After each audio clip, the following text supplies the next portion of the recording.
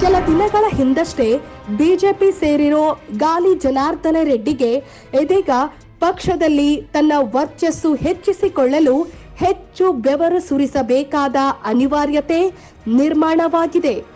ಒಂದು ಸಮಯದಲ್ಲಿ ರಾಜ್ಯ ಬಿಜೆಪಿಯನ್ನ ತನ್ನ ಹಿಡಿತದಲ್ಲಿ ಇಟ್ಟುಕೊಂಡಿದ್ದ ರೆಡ್ಡಿ ದಶಕದ ನಂತರ ಬಿಜೆಪಿಗೆ ಸೇರಿದ್ದಾರೆ.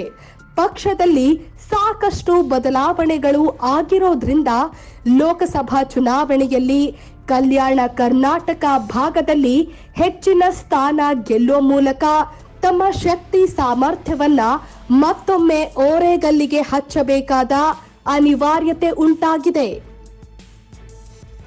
ಹೌದು, ಜನಾರ್ದನ ರೆಡ್ಡಿ ಅಂದ್ರೆ ಒಂದು ಸಮಯದಲ್ಲಿ ರಾಜ್ಯ ಬಿಜೆಪಿಯಲ್ಲಿ ದೊಡ್ಡ ಹೆಸರಿತ್ತು.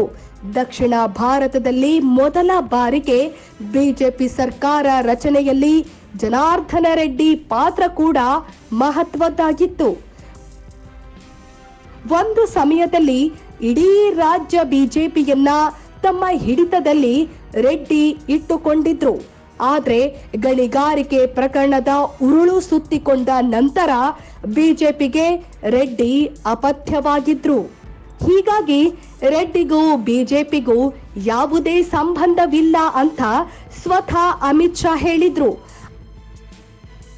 ಆದ್ರೆ ಬದಲಾದ ಸನ್ನಿವೇಶಗಳಲ್ಲಿ ಪರಸ್ಪರ ಬಿಜೆಪಿಗೂ ರೆಡ್ಡಿ ಬೇಕಾಗಿದ್ದಾರೆ, ರೆಡ್ಡಿಗೂ ಬಿಜೆಪಿ ಬೇಕಾಗಿದೆ.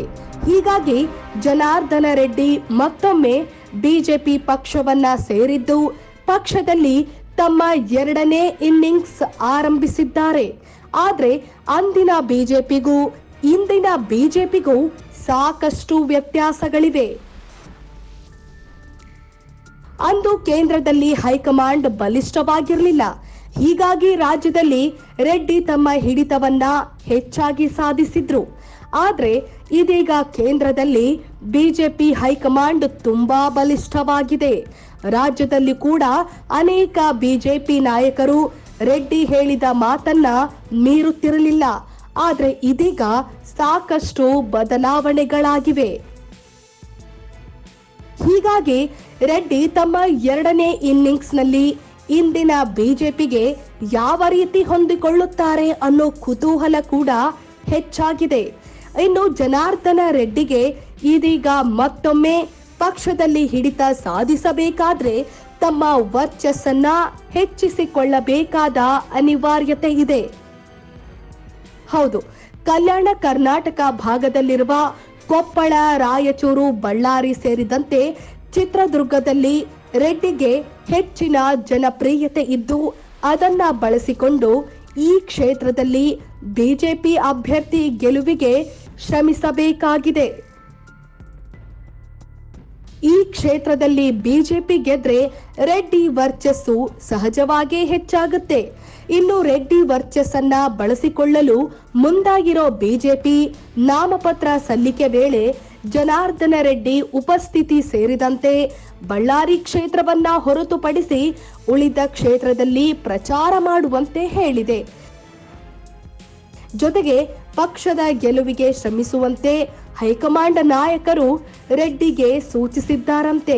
ಹೀಗಾಗಿ ಈಗಾಗಲೇ ಕೊಪ್ಪಳದಿಂದ ಜನಾರ್ದನ ರೆಡ್ಡಿ ಬಿಜೆಪಿ ಅಭ್ಯರ್ಥಿಗಳ ಪರವಾಗಿ ಪ್ರಚಾರವನ್ನ ಕೂಡ ಆರಂಭಿಸಿದ್ದಾರೆ.